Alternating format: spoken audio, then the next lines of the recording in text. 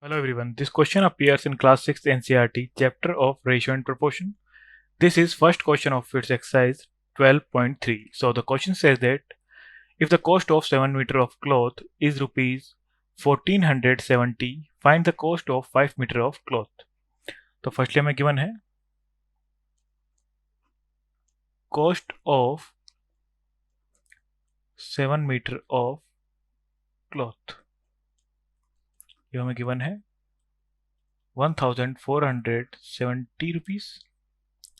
So by unity method, cost of 1 meter of cloth ये हो जाएगा हमारा 1470 अपॉन 7, से हो जाएगा हमारा 210 rupees.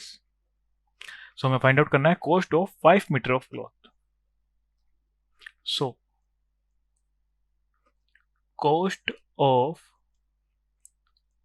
5 metre of cloth, so 1 metre की जो कॉस्ट आई थी हमारे पास 210, सो मल्टीप्लाई कर देंगे 5 से, तो हो जाएगा हमारे पास